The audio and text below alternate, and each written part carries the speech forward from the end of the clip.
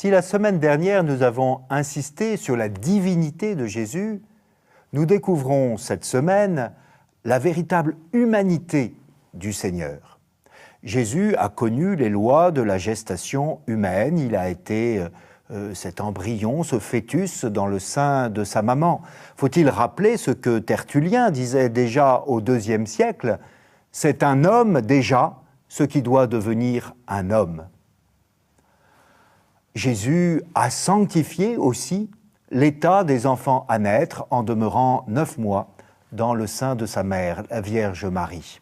Puis il est né, il a été circoncis, il a grandi comme tous les petits enfants juifs. Il a connu tout ce qui est le fait de l'homme.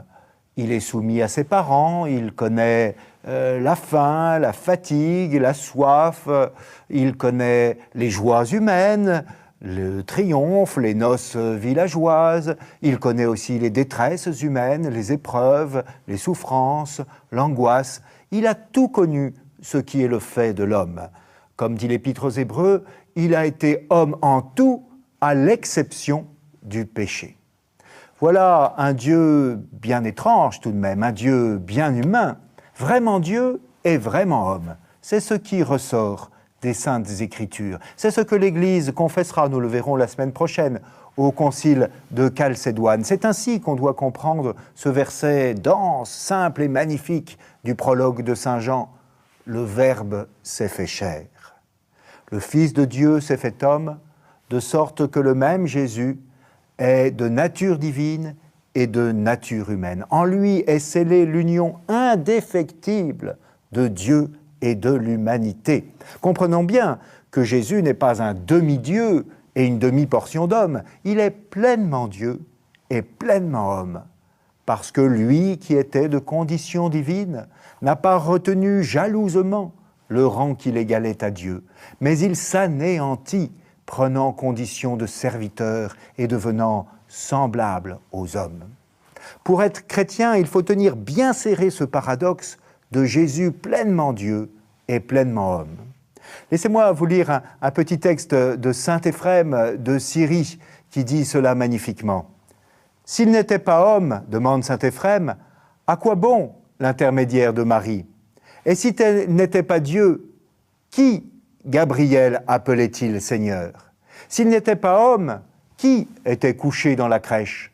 Et s'il n'était pas Dieu, les anges descendus, qui glorifiait-il?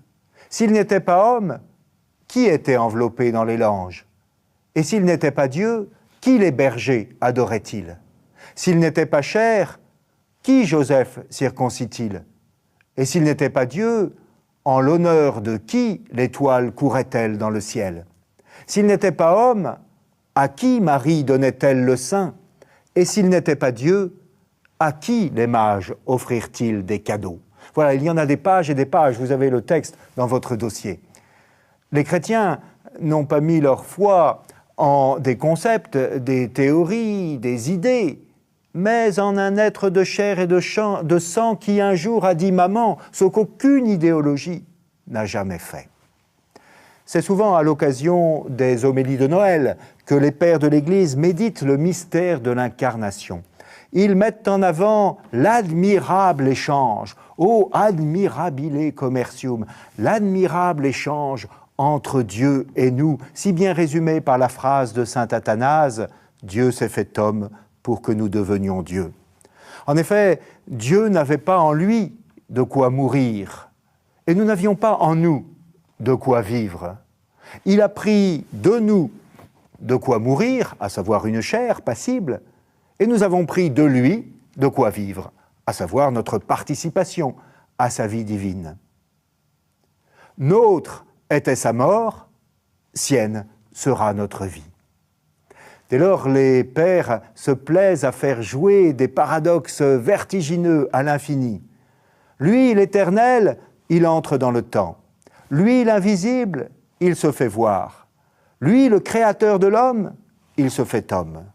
Lui, la parole, il se fait silence, devenant infans, c'est-à-dire étymologiquement incapable de parler. Lui, le pain, il a faim. Lui, la source, il a soif. Lui, le chemin, il est fatigué par le chemin. On pourrait multiplier à l'infini ce genre de paradoxe. Je vous ai mis les textes patristiques dans votre dossier. Pourquoi l'Église insiste-t-elle tant sur la véritable humanité du Christ? Après tout, un Jésus pleinement Dieu n'était-il pas suffisant pour faire se prosterner les foules et créer une religion nouvelle?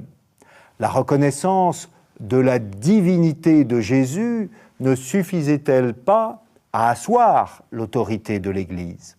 Alors pourquoi ferrailler si durement contre ceux qui reconnaissent que Jésus est Dieu, ce qui peut paraître l'essentiel, et omettent simplement de dire qu'il est homme, ce qui peut paraître négligeable, voire dérisoire, vis-à-vis de la première affirmation? Ce sont là des questions décisives. Il faut bien comprendre en effet que des dieux qui parcourent la terre, toutes les mythologies en ont produit. Dire que Jésus est Dieu, sans confesser sa pleine humanité, c'est donc proposer une légende de plus dans la bibliothèque déjà bien fournie des mythes. Or, le christianisme affirme la véritable incarnation du Fils de Dieu pour nous les hommes et pour notre salut. Si Jésus n'est pas pleinement homme, il ne nous sauve pas. N'est-ce pas le Christ en tant qu'homme qui est l'unique médiateur entre Dieu et les hommes, selon l'expression de saint Paul dans l'Épître à Timothée?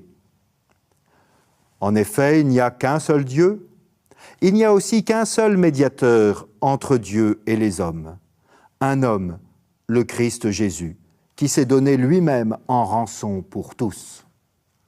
N'est-ce pas son humanité qui est la voie par laquelle nous irons à Dieu? Le Christ est à la fois notre but, le terme du voyage, il est Dieu vers qui nous allons, et il est aussi le chemin, il est l'homme par lequel nous marchons. S'il n'était Dieu, à qui irions-nous? S'il n'était homme, comment irions-nous? Quo itur Deus, qua itur homo, dit saint Augustin avec son sens de la concision habituelle. Jésus est à la fois Dieu où l'on va et l'homme par qui l'on va. Il est très remarquable que durant les premiers siècles du christianisme, tout le développement du dogme christologique, que nous verrons la semaine prochaine, ait eu comme fil conducteur la question du salut. Les premiers conciles ne dissertèrent pas gratuitement sur l'identité du Christ. C'était bien la possibilité même du salut qui était en jeu dans leur débat. Que faut-il que Jésus soit pour qu'il puisse nous sauver, c'est-à-dire nous rendre participants de la vie divine? Telle est la question qui amène à affirmer, nous l'avions vu, la vraie divinité du Sauveur. Qui faut-il que Jésus soit pour que tout l'homme soit sauvé? Telle est la question qui amènera à affirmer la vraie humanité du Sauveur. Le dogme est remonté du salut aux conditions du salut, de la rédemption vécue et expérimentée à ses présuppositions doctrinales. Lors des premiers conciles, la question fut la suivante. Qu'est-ce qui a dû être assumé d'humain par le Fils de Dieu pour que tout l'homme soit sauvé? Dieu a-t-il pris simplement une apparence humaine, un corps humain, une âme humaine? La solution de ces questions est à trouver dans le fameux adage patristique « Seul ce qui est assumé est sauvé ». Nous y reviendrons la semaine prochaine.